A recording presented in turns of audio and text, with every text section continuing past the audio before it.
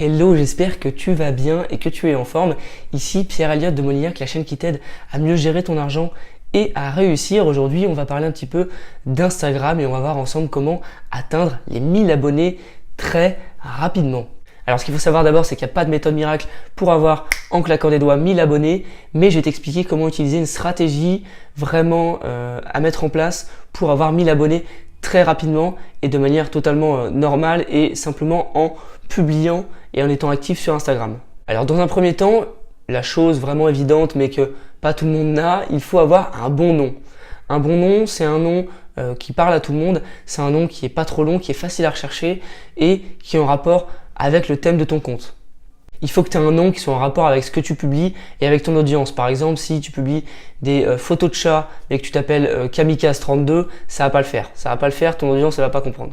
Ensuite, l'info numéro 2, c'est qu'il faut avoir un bon thème. Il faut avoir un thème de niche, donc c'est-à-dire un thème sur lequel tu publies et tu publies que sur ce thème-là pour justement attirer de l'audience sur ce thème-là. Si par exemple tu publies des photos de chats et des photos de foot, ça va poser un problème parce que ton audience elle va pas comprendre et personne va s'abonner parce que il y aura des fans de chats qui voudront pas s'abonner parce que tu as des photos de foot.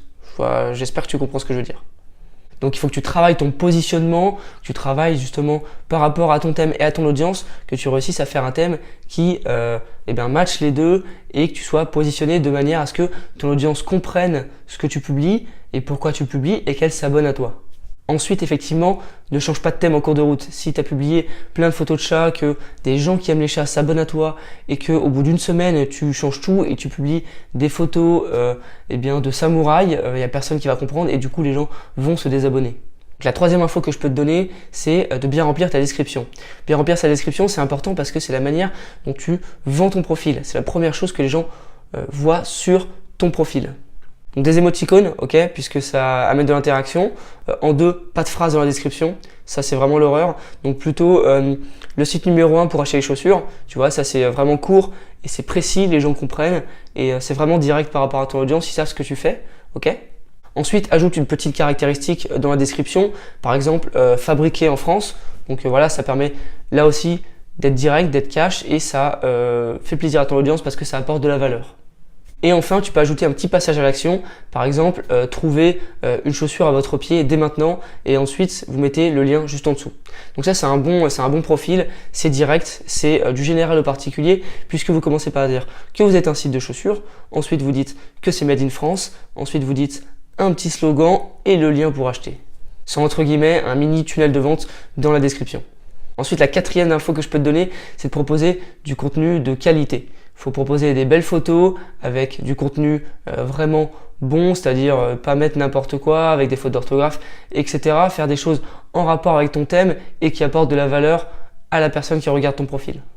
Si tu veux utiliser un logiciel pour faire tes photos, je te conseille d'utiliser Canva, canva.fr ou .com, je te laisserai regarder. Mais en tout cas, ça te permet de créer des photos très rapidement et des photos très belles et très simples. Ensuite, cinquième info, je te conseille d'utiliser des hashtags. Alors, il y a beaucoup de mythes sur les hashtags, sur le nombre de hashtags qu'il faut utiliser pour optimiser sa visibilité.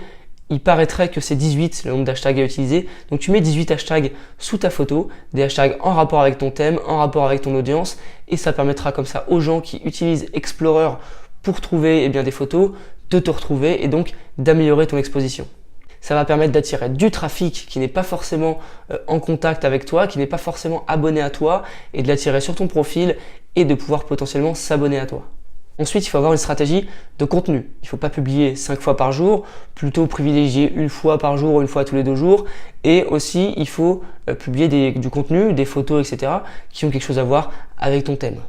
Il faut aussi avoir un profil attrayant. Quand quelqu'un arrive sur ton profil, effectivement, j'ai parlé de la description, mais il y a aussi les photos et l'ensemble des photos. C'est hyper important. Si par exemple, quand on arrive sur ton profil et qu'il y a plein de couleurs de partout, qu'on comprend rien, etc., que les photos ne sont pas de la même taille, personne ne va regarder. D'accord ? Ce qu'il faut, c'est qu'il y ait un ensemble compact qui est quelque chose avec les couleurs, avec les photos. Par exemple, si tu publies des citations souvent, quand tu veux publier des citations avec, on va dire, le même graphisme, le même design, parce que les gens vont s'identifier dans tes photos, quand ils vont voir ce design, ils vont savoir que c'est toi qui l'as publié. D'accord ? En fait, il faut que ça soit uniforme. Par exemple, si tu publies des photos de voyage tout le temps, eh bien continue de poster des photos de voyage avec des couleurs qui peuvent être similaires en utilisant par exemple le même filtre, etc. Une autre petite info qui peut être utile et qui n'est pas utilisée par tout le monde, c'est de mettre un lieu. Quand tu publies une photo, tu peux mettre un lieu. Tu peux dire que c'est à Paris, tu peux dire que c'est à New York, etc. C'est important parce qu'il y a des gens qui recherchent les photos par lieu. Ça permet d'améliorer encore ton exposition et d'attirer du trafic sur ta page. Ensuite, je te conseille aussi d'interagir et de répondre aux commentaires, c'est hyper important. Interagir avec tes followers, donc répondre à leurs commentaires quand ils commentent, ça les inclura dans ton audience, ça les inclura dans ton projet et du coup ils commenteront beaucoup plus facilement et beaucoup plus souvent. Et plus ils commentent, plus ça attire du trafic sur ton profil, puisque Instagram, ça rentre dans son algorithme et quand il y a beaucoup de commentaires et beaucoup de j'aime, il comprend que c'est une bonne publication et du coup il va mettre ton contenu en avant.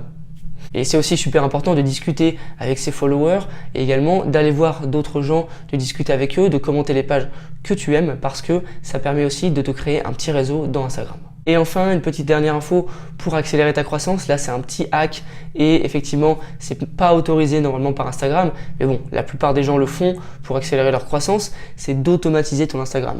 Qu'est-ce que ça veut dire automatiser? C'est utiliser un bot, donc un logiciel informatique qui va s'abonner, liker et commenter les photos de gens donc ciblés que tu auras ciblés avec le logiciel à ta place. C'est-à-dire qu'il va travailler sans que tu ne sois dessus. Ça te permet d'accélérer ta croissance et ça te permet aussi de faire autre chose pendant qu'Instagram tourne. Voilà, c'est la fin de cette vidéo. Je ferai une petite vidéo dans les semaines à venir sur comment utiliser un bot Instagram et comparer les caractéristiques des bots sur le marché. En attendant, j'espère que tu vas atteindre rapidement les 1000 abonnés sur Instagram. Je te le souhaite. Tu peux t'abonner à ma chaîne en bas en cliquant si tu as aimé la vidéo et pour avoir des prochaines vidéos de ce type. Je te souhaite de passer une très bonne journée. Ciao!